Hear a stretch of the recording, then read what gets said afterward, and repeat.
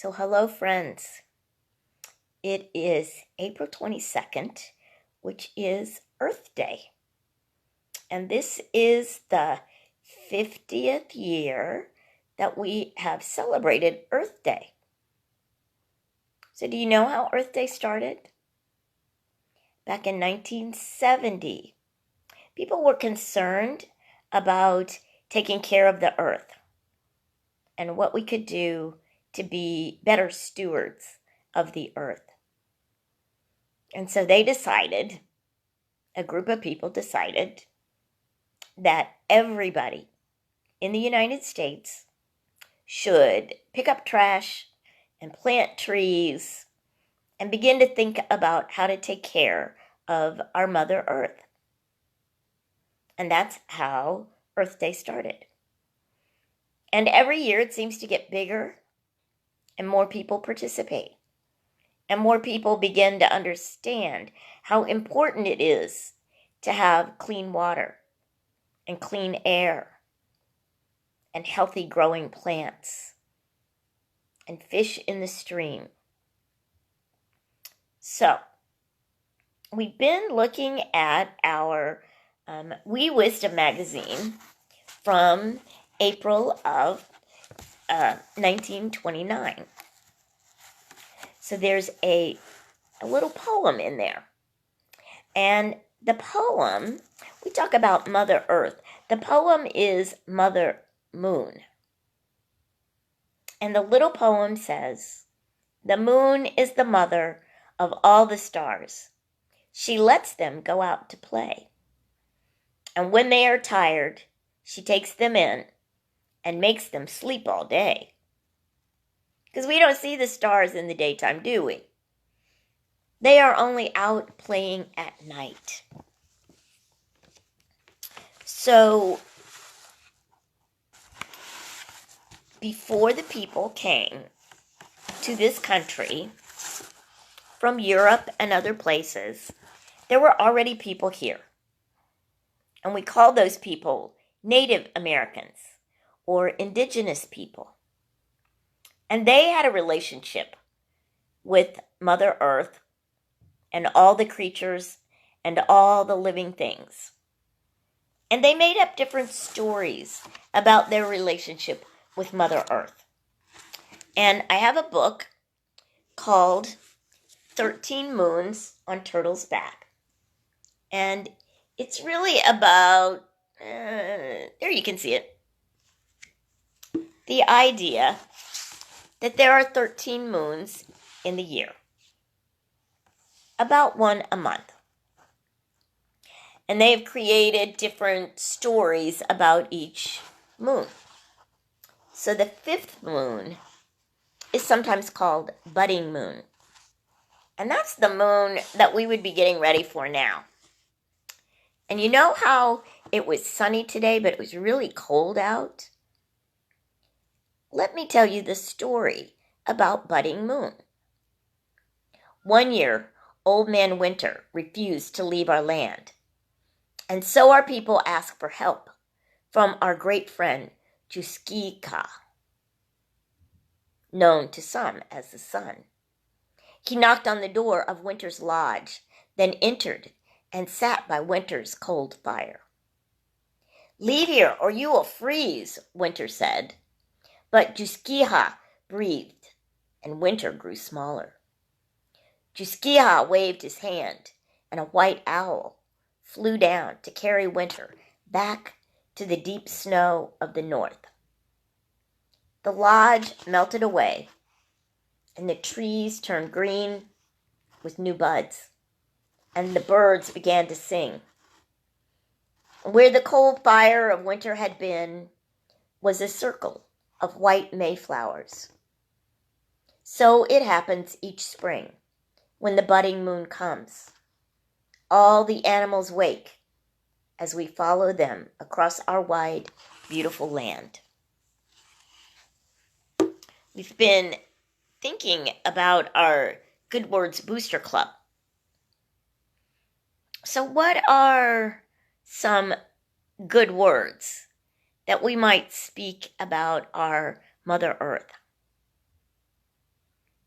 maybe gratitude. Thank you for the green grass to play in.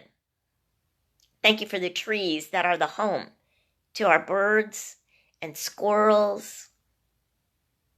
Thank you for the sky where the birds fly.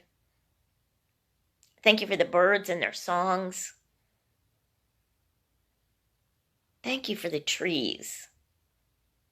Did you know that trees give off oxygen that we need? And we give off carbon dioxide that the trees need. And so we have this relationship between us and the trees, us and the plants, us and all the creatures on the earth.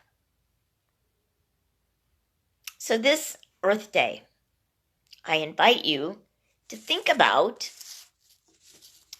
some things about planet Earth that you like. And in our 1929 Wee Wisdom, there is a poem about a tree. It's called A Flowering Tree. A flowering tree once said to me, "How very happy I should be if I could skip about and run and have some jolly, wholesome fun. I've often thought how pleasing, quite, 'twould be to hold a stringin' kite.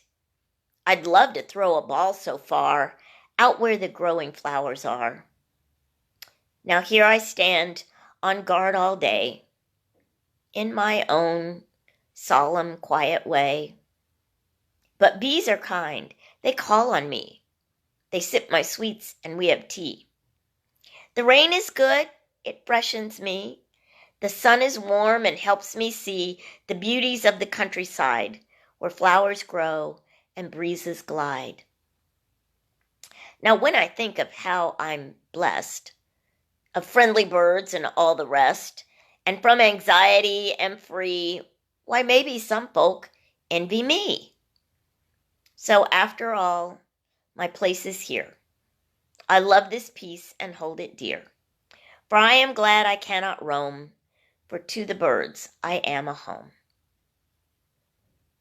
So, a little poem about a flowering tree that learns to be happy where it is, that learns to count the blessings of being a tree and being a home for the birds and having the bees come to the flowers. It's good to be in nature. It's good to be outside, to be a part of all that's growing. So Cody, did you get to go outside today? Did you get to play out where there's trees and grass?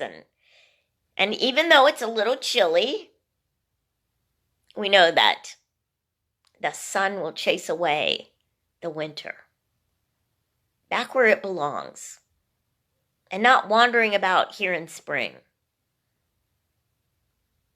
And yet, we're grateful. We're grateful for our earth. We give thanks for it. We speak good words to it. So I'm going to bring our time together to a close as we say our prayer for protection. The light of God surrounds me. I am light. The love of God enfolds me. I am love. The power of God protects me. I am power. The presence of God watches over me. I am presence. Wherever I am, God is. And may peace prevail in the hearts and minds of all beings. So have a wonderful rest of the day, and I will see you next week. We're going to wind up our April Wee Wisdom, and we're going to talk about creating some poems and stories with our own good words. So I invite you to come back next week and have a great weekend.